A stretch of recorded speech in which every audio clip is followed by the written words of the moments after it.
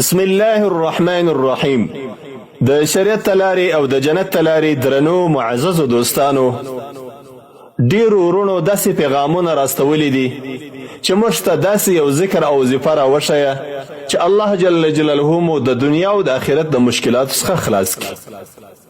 او ډیرو ورونو بیا داسې پیغامونه راستولی دي، داسې غوښتنې کړي دي چې موږ ته داسې یو وظیفه راوښیه چې الله جل جلاله حلال پراخ رزق راکړي.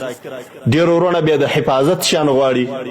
نو نن ستاسې و درانه حضور ته د قرآن عظیم شان یو څو مبارک آیاتونه وړاندې کوم چې د هغو په ویلو باندې به ستاسې الله جل جلاله د دنیا او د آخرت ټوله مشکلات حل کړي.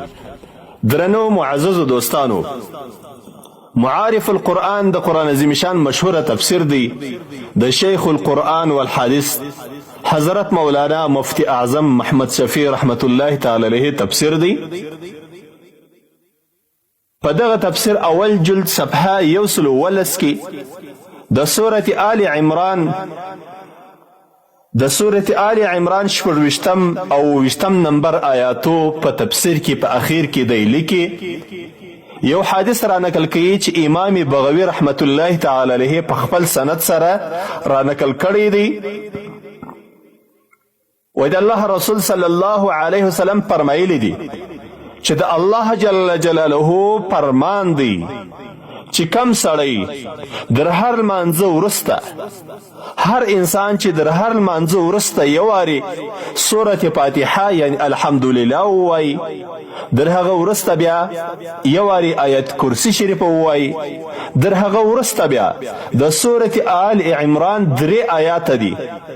دغه 3 آیاته تلاوت کی نو الله جل جلاله به دغه انسان ته په جنت کې یو خاص محل جوړ کړي، او الله جل جلاله به دته په جنت کې یو خاص کور او یو محل او یو ماڼۍ به ورته جوړه کړي، دا به دته ورکړي.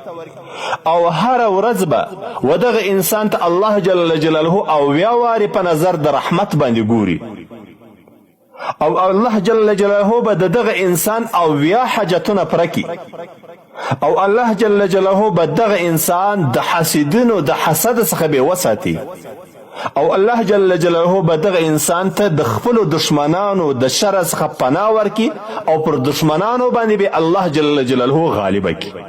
درنو معززو دوستانو، دا څونه لوی فضیلت دی، څونه لوی ثواب دی، او څونه لوی اجر دی. په دې کې د دنیا او د آخرت کامیابی ده چې الله جل جلاله انسان ته د ورځې اویا وارې په نظر د رحمت باندې وګوري، د دغه انسان دنیا او آخرت سم سول. او چې الله جل جلاله د انسان اویا حاجته پوره کړي، د یو انسان خو یا 2 حاجتې یا 15 حاجتې، الله جل جلاله به د دغه انسان په دغو آیاتو په تلاوت کولو باندې چې د هر لمانځه وروسته دی وایي اویا حاجته به د دغه انسان الله پوره کړي. او د آخرت ګټه یې دا ده چې الله به دته یو خاص کور په جنت کې جوړ کړي، او الله جل جلاله به د کوم انسانانو چې د ده سره حسد کوي، د ده پر مال باندې، د ده پر کور باندې، د ده پر اولادو باندې، د ده په کاروبار باندې چې خلک د ده سره حسد کوي، الله جل جلاله به د دغه حسیدینو د حسد څخه وساتي. محترم دوستانو، حسد او نظر دا ډیر بد شی دی. حسد او نظر هغه شی دی چې یو انسان وژني، یو انسان چې نظر سي په نظر کېدلو باندې یو انسان مري، د انسان کار خرابېږي، د مشکلاتو سره مخامخ کیږي. خو که یو انسان در هر لمانځه وروسته یو وارې سورة فاتحه او یو وارې آیت کرسی شریفه او 3 آیاتونه د سورة آل عمران تلاوت کی، الله به د دغه حاسدینو د حسد څخه، د دشمنانو د غلبې څخه به الله وساتي، بلکې دی به الله پر خپلو دشمنانو باندې غالبه کی، هغه به ورته مغلوبه کی. نو تاسې ته درنو معززو دوستانو د سورة آل عمران هغه 3 آیاتونه چې په سورة آل عمران کې راغلي دي، در هر لمانځه وروسته ویل کیږي په اخر کې، هغه آیاتونه درښیم. طریقه دا رقم ده چې کله فرض لمونځ ادا کړي، د فرض لمانځه وروسته یو وارې الحمدلله ووایاست، بیا آیت کرسی شریفه ووایاست، بیا د سورة آل عمران چې په 3مه پاره کې دی اتلسم نمبر آیات به ووایاست. د هغه آیات تلاوت زه درته کوم. اعوذ بالله من الشیطان الرجیم. شهد الله انه لا اله الا هو والملائکة واولو العلم قائما بالقسط لا اله الا هو العزیز الحکیم. دغه آیات نمبر دی 18 د سورة آل عمران په 3مه پاره کې. دغه رقم د سورة آل عمران 26 نمبر آیات او 20 نمبر آیات به هم تلاوت کی. هغه آیاتونه دادي: قل اللهم مالك الملك تؤتي الملك من تشاء وتنزع الملك ممن تشاء وتعز من تشاء وتذل من تشاء بيدك الخير إنك على كل شيء قدير تولج الليل في النهار وتولج النهار في الليل وتخرج الحي من الميت وتخرج الميت من الحي وترزق من تشاء بغیر حساب.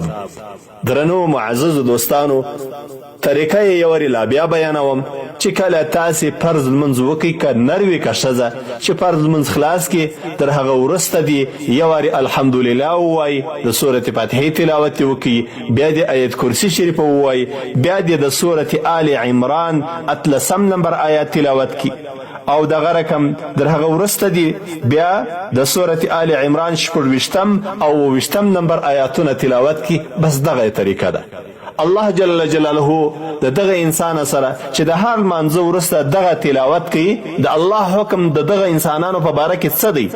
هغه دا و چې الله به په جنت کې یو خاص ماڼۍ د ده دپاره جوړه کړي، او الله جل جلاله به هره ورځ اویا وارې په نظر د رحمت و دغه انسان ته وګوري، او الله جل جلاله به اویا حاجتونه پوره کړي، او الله جل جلاله به د حسیدونو د حسد څخه د دشمنانو د شر څخه محفوظه کړي، او پر دشمنانو به الله جل جلاله غالب کی.